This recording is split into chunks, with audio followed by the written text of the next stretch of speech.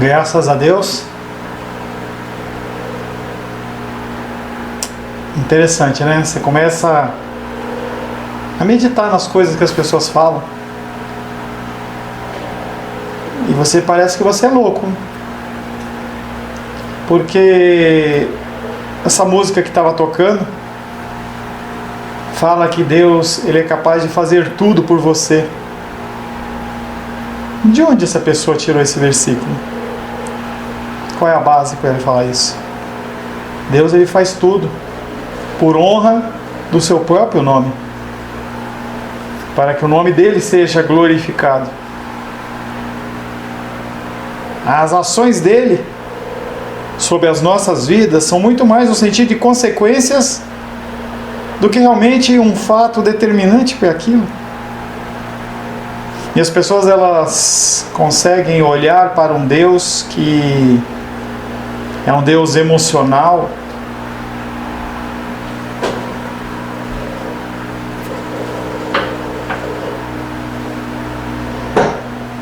um Deus emocional, um Deus que faz as coisas de uma forma obrigada. Os seres humanos, eles acham que eles podem manipular Deus e não podem. Um dos grandes enganos do cristianismo. Nós somos servos. Ele é Deus. Ele manda e nós obedecemos. Estamos mais uma vez reunidos, quero saudar você com a paz do nosso Senhor Jesus Cristo. Vamos tratar do sétimo elemento, sétimo componente do fruto do Espírito. E a palavra grega para isso é pistis, P-I-S-T-I-S, pistis. Fala sobre a fidelidade, a virtude da confiança. O sétimo elemento do fruto do Espírito é pistis, e uma das versões, Almeida Revista e Corrigida, não é indicada, eu prefiro que você trabalhe com a revista Almeida Revista e Atualizada. A Revista e Corrigida diz que não é fidelidade, é fé. Enquanto a versão ARA, que é aquilo que a gente normalmente trabalha, ela traduz por fidelidade. Pistis é uma das palavras mais comuns no Novo Testamento. Diferente de bondade, aquela palavra lá em grego que eu não vou repetir, porque fé é a base de toda a religião cristã. Mas nesta lista do fruto do Espírito, fé é um termo que provoca confusão. Na grande maioria dos casos em que pistis ocorre no Novo Testamento, significa a fé que é confiança, entrega e obediência totais no que diz respeito a Jesus Cristo. Esta confiança é o que se pode chamar de uma virtude teológica. São virtudes éticas. Tem mais a ver com o nosso relacionamento com o próximo do que com Deus. Pistis aqui significa fidelidade.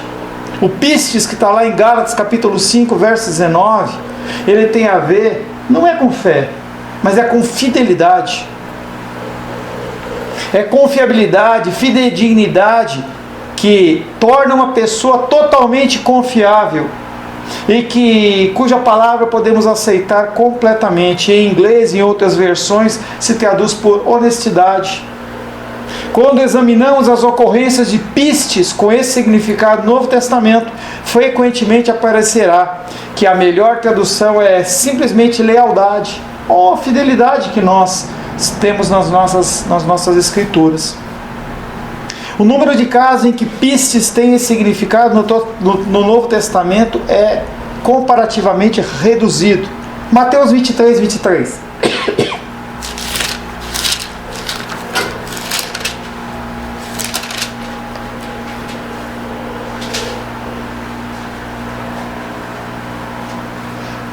Mateus 23, 23 diz assim: ai de vós, escribas e fariseus hipócritas, porque dais o dízimo da hortelã, do endo e do cominho, e tendes negligenciado os preceitos mais importantes da lei, a justiça, a misericórdia e a fé.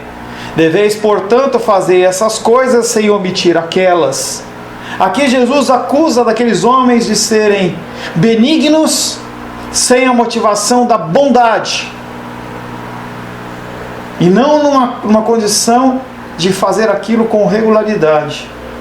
Jesus acusa os escribas e fariseus de serem meticulosos em darem o dízimo da hortelã, do endo e do cominho, mas as coisas mais importantes eles abandonam: a justiça, a misericórdia e a fé. O significado é que muito cuidadosamente levam a efeito as exigências rituais e cerimônias da lei, mas negligenciam as qualidades básicas da humana, que é a justiça, a benignidade e a nossa tradução, a fidelidade. Fidelidade não é você fazer a coisa sempre, é fazer sempre a coisa com a mesma motivação de glorificar a Deus. Certa feita, Jesus estava no templo e aqueles homens vinham depositar os seus dízimos e as suas ofertas lá no receptáculo, e homens depositavam grandes somas e faziam aquilo com frequência.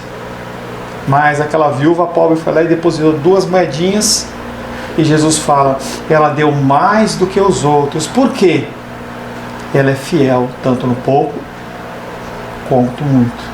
Aqueles deram do que tinha demais, ela está dando daquela que ela não tem. Ela é fiel no seu compromisso e crê na fidelidade de Deus. É uma via de 2 mãos.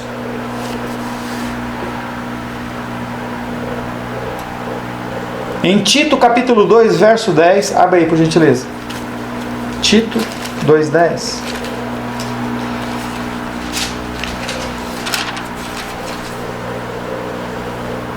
Dois 9, 9 e 10. Tito 2, 9 e 10. Quanto aos servos, falando de mim e de você, que sejam em tudo obedientes ao seu Senhor, dando-lhe motivo de satisfação, não sejam respondões, não furtem, pelo contrário, prova de toda a fidelidade, a fim de ornarem em todas as coisas a doutrina do nosso Deus, de Deus nosso Salvador. E ele fala: se você for uma pessoa fiel àquele a quem você trabalha, você está glorificando a Deus. A sua fidelidade, ela transcende a ação humana para ter um impacto espiritual e um impacto divino. Em Tito 2:10 é estipulado que os servos nunca devem furtar, mas eles devem ser fiéis. Fiéis. E isso é uma característica do fruto do Espírito. O servo cristão deve ser honesto e fidedigno. Dentro daquilo que você trabalha, que é colocado nas suas mãos, seja justo. Para os nossos queridos que vendem flores, não vendam flores com má qualidade. Sabe que está estragando. Cuidado com a ação sem a fidelidade com o Senhor. Romanos capítulo 3, verso 3.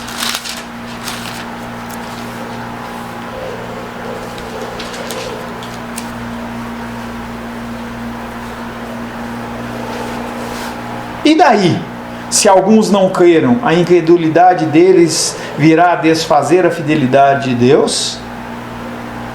Paulo compara a inconstância dos homens, não é o homem masculino, o ser humano, eu e você, cristãos e não cristãos. Ele compara a inconstância do homem com a fidelidade de Deus. As promessas de Deus, elas permanecem fiéis mesmo você sendo infiel. Graças a Deus. Posso ouvir meu irmão André falando graças a Deus, porque nós não temos o que nós merecemos. Nós temos a graça de Deus, a misericórdia de Deus. E dentro dessas ações de bondade e benignidade, Ele é fiel, porque Ele promete e Ele cumpre. E daí, se alguns não creram? E daí que se alguns não são fiéis? Deus continua sendo fiel, porque Ele não pode ir contra a sua própria fidelidade. A infidelidade do homem nunca poderá anular a fidelidade de Deus. Você entende que a sua salvação não depende de você por causa disso? Você acha que se você fosse pesado, nós fôssemos pesados perante as nossas ações de bondade e benignidade, perante a casa do Senhor, perante o nosso próximo, será que nós iríamos ser achados benditos ou malditos? Fiéis ou infiéis? É provável que nesse sentido a palavra piste seja usada mais de uma vez em Apocalipse. O Apocalipse foi escrito num pano de fundo de perseguição. Jesus Cristo morreu, ressuscitou, deu o comando para aqueles homens: ide pregar o evangelho a toda criatura. Eles continuaram ali em Jerusalém, não queriam sair ali do conforto. Deus permite a perseguição do povo romano e o povo espalha, vai cada um para uma terra. E a palavra de Deus é pregada. Benignos são os juízos de Deus, mesmo que a gente não entenda. O Apocalipse foi escrito num pano de fundo de perseguição, que quem estava por trás dessa perseguição era Deus. Ele colocava a perseguição para que os crentes eles pudessem ser cada vez mais cristãos. São coisas que quando nós passamos, quando a coisa é no nosso campo, nós não queremos. Quando a coisa aperta para o nosso lado, eu não quero. Eu reclamo. Eu murmuro. E nós culpamos o diabo. Culpamos todo mundo. Menos a nós mesmos. Porque o juízo de Deus vem para nos forjar, porque nós deveríamos estar numa situação e não estamos. Então Ele nos corrige. A culpa é minha, a culpa é sua. Nós estamos meditando em Salmos 42. Davi sabe que a culpa não é ele que está proporcionando aquilo. É ele que fez. Apocalipse foi escrito num pano de fundo de perseguição, numa situação em que as virtudes do mártir, aquele que morria por favor do Senhor e da obra, são as virtudes supremas do cristão. Uma situação em que a maior virtude é a lealdade inflexível a Jesus Cristo. E quanto mais você é perseguido, mais a gente vê em como você é fiel. Situações como pandemia mostram onde está o seu coração. O meu coração. Confia mesmo? Acredita mesmo? Ama mesmo? Ou só quando está bom? Ou só quando as vendas estão boas? É só quando a situação está boa? É nesse momento que a gente vê a fidelidade da pessoa. Eu já citei isso, vou citar de novo, porque é um exemplo vivo no nosso meio. 20 dias atrás, 30 dias atrás, nosso irmão André lá na estrada, quebra o caminhão, e ele liga para mim: pastor, ora aí porque a situação aqui está assim.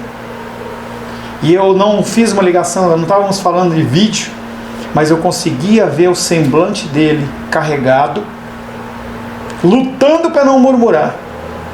E ele fala: pastor, é difícil, mas eu sei que Deus está no controle. Isso chama-se fidelidade.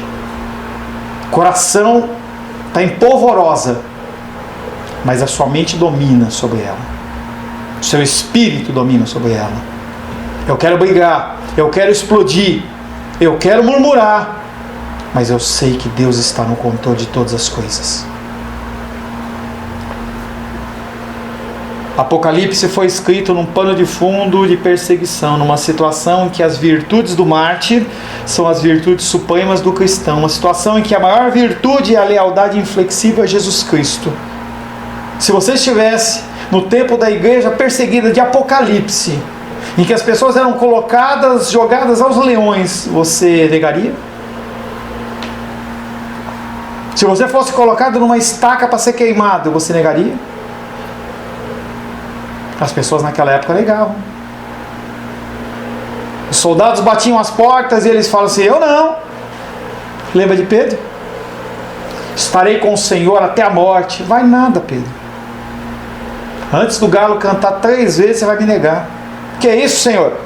Sou Pedro, a rocha. E ele nega a primeira. Se você ler com calma, você vai ver que ele praticamente xingou Jesus. murmurou, levantou imprecações. E aquela cena do filme Paixão de Cristo em que molha, está Cristo passando e olhando nos olhos de Pedro. Eu não sei se são reais, mas se foi real, Pedro, ele deve ter ficado ali numa condição, não houve fidelidade em Pedro. É interessante que quando Jesus vai restaurá-lo para o ministério, ele pergunta: tu me amas? Pedro, você é fiel a mim? É mesmo? Então cuida das minhas ovelhas. Seja fiel, Pedro. O Cristo ressurreto sabe que os cristãos em Pérgamo, uma das igrejas de Apocalipse, têm de habitar onde está o trono de Satanás. E ele os parabeniza porque mesmo nos dias em que a perseguição ardia, não negaram a fé. Apocalipse capítulo 2. A carta de Apocalipse, apesar de ser uma carta complexa, porque tem muita simbologia, não é uma carta para você ler de uma forma literal. Mas esses textos aqui, por exemplo, essas cartas das igrejas da perseguição, elas são cartas que você pode sim ler de forma literal. Apocalipse capítulo 2, verso 12 em diante diz: ao anjo da igreja em Pérgamo escreve. Apóstolo João lá onde que ele estava preso? Patmos, na ilha de Patmos, escravo, ele escreveu lá: ao anjo da igreja em Pérgamo escreve. Não estou falando do anjo voando, não, é o pastor da igreja, aquele que estava cuidando lá. Essas coisas diz aquele que tem espada afiada de 2 gumes, está falando de Jesus. Conheço o lugar em que habitas, onde está o trono de Satanás, ali a coisa pegava. E que conservas o meu nome e não negaste a minha fé. Ele está falando do quê? Fidelidade. Ainda nos dias de Antipas, minha testemunha, meu fiel, o qual foi morto entre vós, onde Satanás habita. Ele vem falando para aqueles homens que, apesar da luta e dificuldade, apesar da pandemia pegar, apesar de eu não ter dinheiro, apesar de eu não conseguir colocar meu filho na escola, apesar de eu não conseguir viajar, apesar de eu não ter carro, apesar de eu não conseguir pegar meu apartamento, apesar de eu não ter internet, eu continuo confiando em Deus. Eu sou fiel a Ele. Eu continuo lutando, mas fiel a Ele. Esse era um tempo de matança. É uma chamada, um tempo de matança é uma chamada à perseverança e à fé, ou seja, a lealdade dos santos. Apocalipse 13, 10.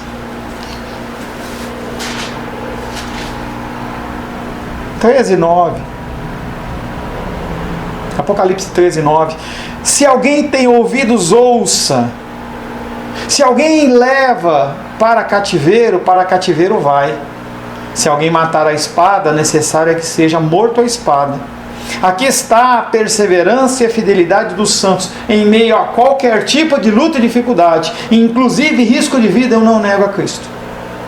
Graças a Deus, pastor, que eu não moro em países de perseguição. Graças a Deus. Mas se você estiver num contexto de vida e morte, o cara coloca o revólver na sua boca, é uma situação trágica e drástica, e falou: você nega Cristo ou eu te mato, você faz o quê? Se for um ente da sua família, ou você nega ou eu mato, você faz o quê? E eu não quero ser colocado nessa situação. Não ache que eu vou falar: eu não pode matar. Deus sabe que peso a gente coloca em cada pessoa. Tem pessoas que falam: pode matar. Eu não sei como reagiria o meu coração. Mas são situações em que os cristãos passam ao redor do mundo hoje que você não passa. Apocalipse 14, 12. Situação semelhante. Abre-se o primeiro selo. Desculpa, cordeiros, remidos. Aqui está percebendo. Não, eu sei. Eu estou procurando só o contexto do texto aqui. Terceira voz. Seguiu-se a esses outro anjo, verso 9. O terceiro dizendo em grande voz: se alguém adora a besta, a sua imagem, recebe a sua marca na fronte ou sobre a mão, também esse beberá do vinho da cólera de Deus, preparado sem mistura do cálice da sua ira, e será atormentado com fogo e enxofre diante dos santos anjos e na presença do Cordeiro. Rapidamente, o que ele está falando é em você se conformar ao mundo. O mundo diz que essa situação é certa, você age certo, mesmo que as escrituras dizem que não. O mundo fala que para você ser próspero, você tem que agir dessa maneira. Você está desempregado e alguém chega e fala: se você for cristão, eu não quero você trabalhando comigo. Você nega Cristo? Apocalipse 14:12. Aqui está a perseverança dos santos, os que guardam os mandamentos de Deus e a fé em Jesus. E se você tiver que receber uma propina, você vai ou você é fiel a Deus? Você é fiel a quem? À sua vontade? Aos seus desejos? Ao teu querer? Ao teu coração? Aos seus planos? Ou a Deus? Fidelidade não é um tema fácil. Em especial quando nós não enxergamos aquilo que está acontecendo nos bastidores. Graças a Deus. Imagina se você visse nos bastidores o que está acontecendo. Se eu visse, eu me prostraria. Lá atrás, 9, 10 anos atrás, talvez eu olhasse e falasse assim: eu vou para Brasília? Vou nada. Vou ficar com a minha esposa aqui, com meu filho, com a minha filha. Meus familiares estão lá. Estou ganhando meu sustento aqui. Que nada. Deus, Ele na sua misericórdia, Ele não permite que a gente veja.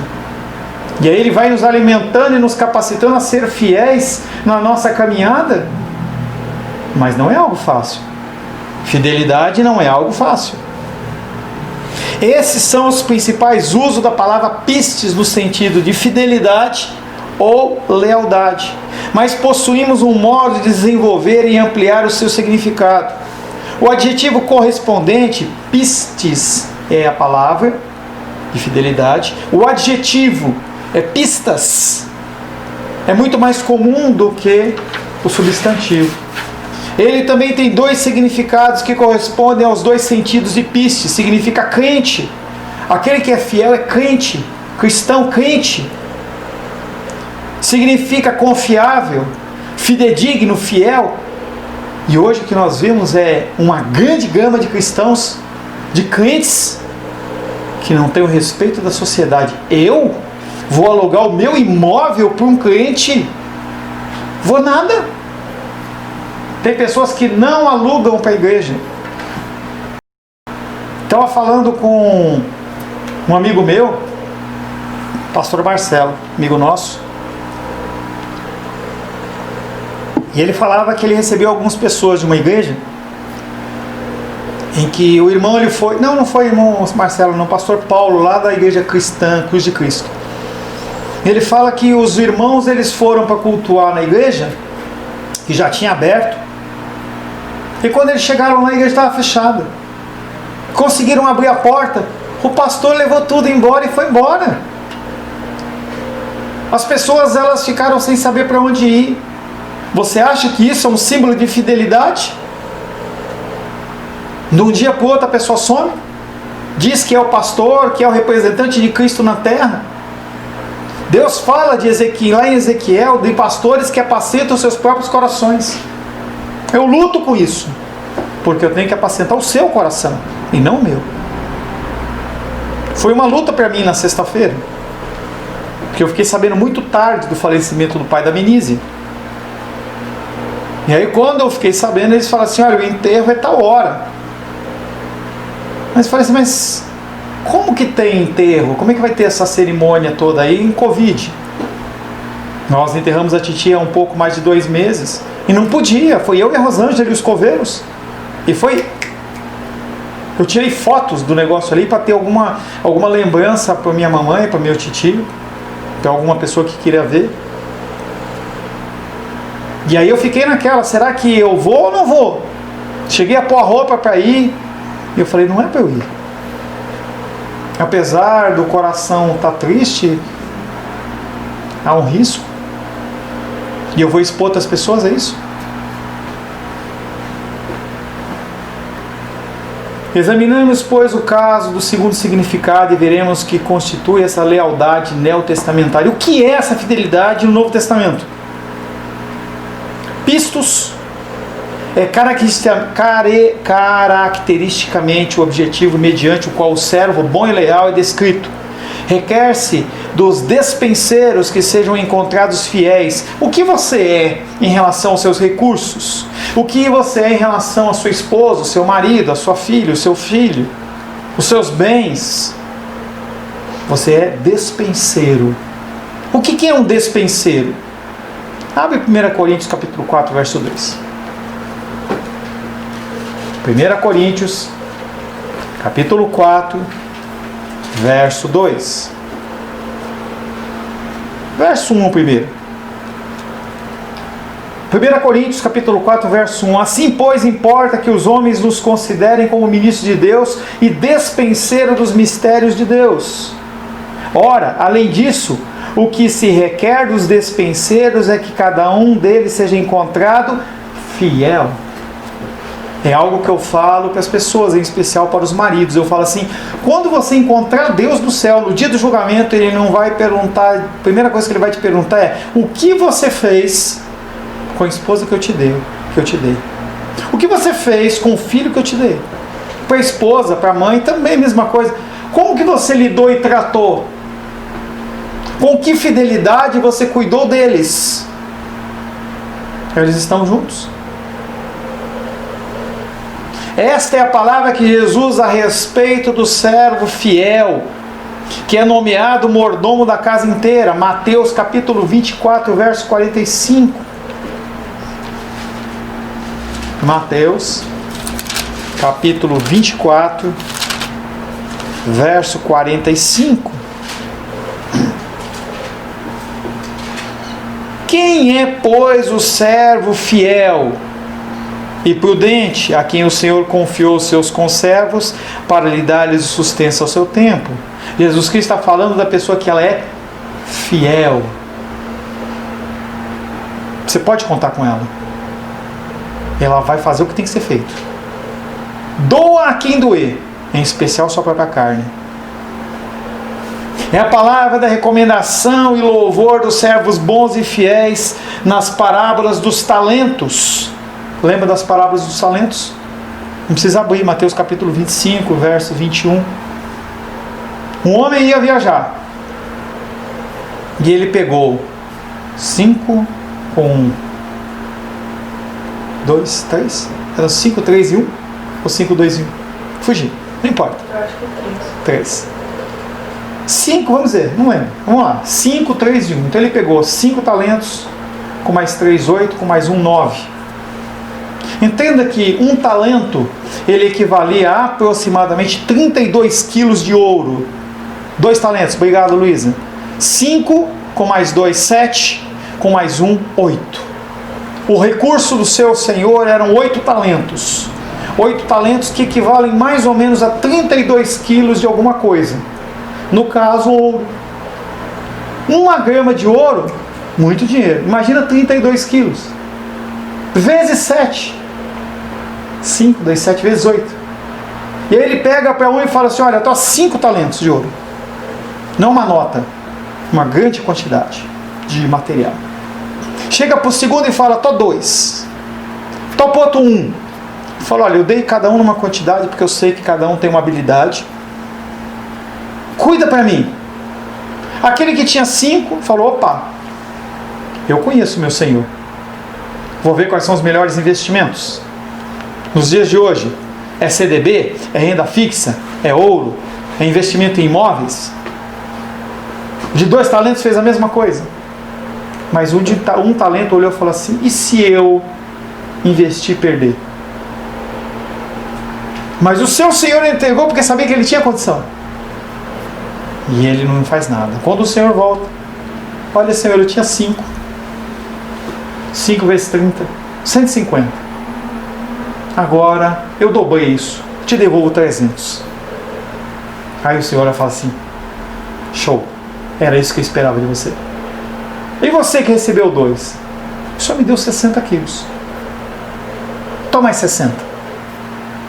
120 para você. Servo bom, eu sabia que você tinha capacidade. E você? Ó, Senhor, o Senhor me deu 30 quilos. Mas eu sei que o Senhor é fogo na roupa. O Senhor é bravo. E eu fiquei com medo de investir. Então o que eu fiz? Eu peguei e enterrei. Toma os seus 32 de volta. E aí ele olha para aquele homem e fala assim: servo mau, você não foi fiel ao propósito, aquilo que eu te confiei. Antes você tivesse colocado com homens que podiam gerenciar o meu dinheiro e eu ganhar pelo menos um recurso a mais. Você não fez nada com isso. Pega esse recurso e dá para aquele que tinha 10, que recebeu 10 no começo, recebeu 5 no começo e agora está com 10. Aquele que pouco tem vai ficar sem nada, e aquele que muito tem vai ter muito. Não é dinheiro, é conhecimento, é sabedoria, é fidelidade do Senhor. O Senhor ele tem depositado nas suas mãos coisas, situações, famílias. Eu liguei ontem para o Alice, aí ele não atendeu, daqui a pouco ele mandou uma mensagem para mim assim, ele estava sendo o pai, ele mostra o prato lá da comida que ele estava dando para Juju. É isso aí. Cuidado, fidelidade. Cadê a Ingrid? Saiu. Mas eu estou aqui. Eu estou fazendo o que eu tenho que fazer. Isso chama-se fidelidade. Ocorre nas 3 lições associadas à parábola do mordomo injusto. Quem é fiel no pouco também é fiel no muito. Se você é uma pessoa que na pandemia é fiel, Deus olha para você e fala assim: ele é fiel no pouco, eu vou dar mais para ele. Agora eu sou miserável na pandemia, esse não. E vou dar para ele. Tiago diz que a gente pede e não recebe, porque a gente pede para esbanjar os nossos próprios prazeres. Não tem problema você ser feliz com aquilo que Deus te deu. Não há problema. O problema é que só você quer ser feliz. As pessoas que estão à sua volta numa condição miserável e você não quer ajudar. Esse é o problema. Você é fiel a si mesmo e não a Deus. Não aos propósitos que Deus passou para que você cumprisse. Se o homem não for fiel nas riquezas temporais, quem lhe dará as riquezas na eternidade? Se você não consegue acordar cedo, um dia na semana, cedo 9h30, não é 6, porque para 6 horas da manhã você acorda para ir trabalhar. Se você não consegue ser fiel um dia na semana para ouvir a palavra de Deus, você acha que você vai ser levado aos céus para quê? Para ficar dormindo lá? A fidelidade de Deus, Ele olha para o que você faz com o seu tempo. Você gasta 1 hora de academia todo dia e você não consegue tirar 1 hora para ler a palavra num domingo, um dia por semana, e você acha que você é cristão? Você acha que você é cristão? Você acha que Deus ele vai levar você para os céus se você ficar naquela monotonia lá de adorar a Deus, falar santo, santo, santo? Você vai dormir aonde lá? Ele vai honrar você e vai deixar você aqui. Falta fidelidade nas nossas vidas. Não a nós, mas a Deus. O homem fidedigno é fiel com os bens alheios, não só com os seus, com os dos outros. A fidelidade. A fidelidade é a qualidade que os homens procuram no seu próximo e aquilo que Jesus Cristo procura em seus seguidores também. Ele procura verdadeiros adoradores que o adorem em espírito e em verdade. Falava no culto de oração na quarta-feira, tem ainda, tá? Você não participa, mas está lá. Quarta-feira, 8 horas, culto de oração. Às vezes as pessoas elas acham que a adoração é apenas cantando ao Senhor. A adoração é você ser fiel a Ele, à palavra dEle. É aí que Ele se agrada. Louve ao Senhor, levante as mãos aos céus, bata palma, dance, pule. Mas mais que isso, no seu dia a dia, seja fiel às Escrituras. A fidelidade é a qualidade que os homens procuram em seu próximo e aquilo que Jesus Cristo procura em seus seguidores. Não era qualquer um que servia ao Senhor. Eram pessoas especiais. Que mesmo em meio às dificuldades, eles adoravam a Deus. Mateus, coletor de impostos. Um homem que as pessoas odiavam, porque ele era o intermediário dos romanos para cobrar os impostos. Devia ganhar bem. Devia ter uma casa, devia ter um status, apesar das pessoas não gostarem dele, o respeitavam. Jesus Cristo fala para ele assim: me segue. Bum, levantou e foi embora.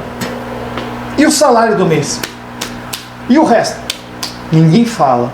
O que aconteceu? Ninguém sabe. Simplesmente aquele homem ouviu o chamado de Deus e foi. Certa feita os discípulos perguntam: Senhor, o que vai ser de nós que deixamos as coisas temporais, deixamos família? Vocês vão ser abençoados lá nos céus e aqui na terra. Nós oramos pelos missionários da igreja perseguida. Aqueles homens, graças a Deus eu me incluo nessa brincadeira aí. Pessoas que abandonam as coisas para servir. Mas e os outros? Não importa. E a fidelidade dos homens? Não importa. O que importa é servir ao Senhor.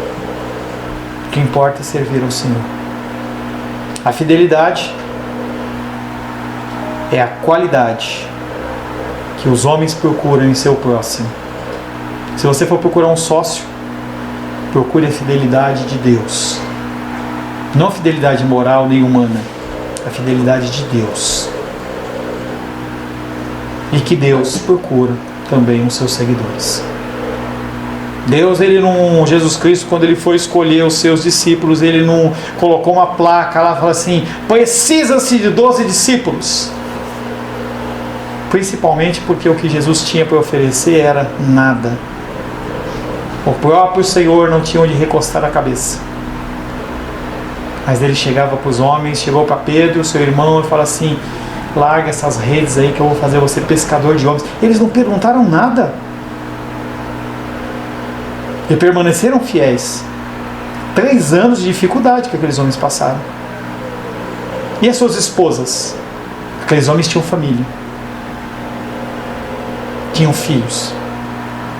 Interessante que a gente acha que quando você começa a se dedicar muito ao Senhor, os filhos eles se abandonam, a casa fica... Não tem nada a ver uma coisa com a outra.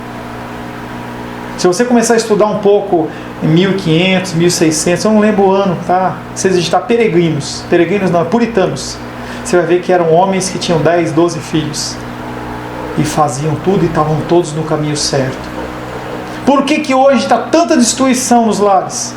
Tanto filho rebelde? Falta de Deus nos lares. Falta de fidelidade a Deus.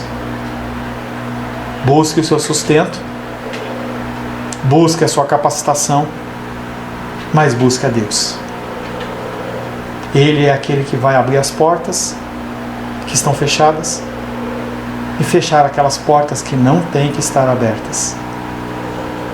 Finalizamos hoje, por enquanto, ainda não acabamos, ainda tem um pouco de caminhada em relação à fidelidade, mas por hoje chega.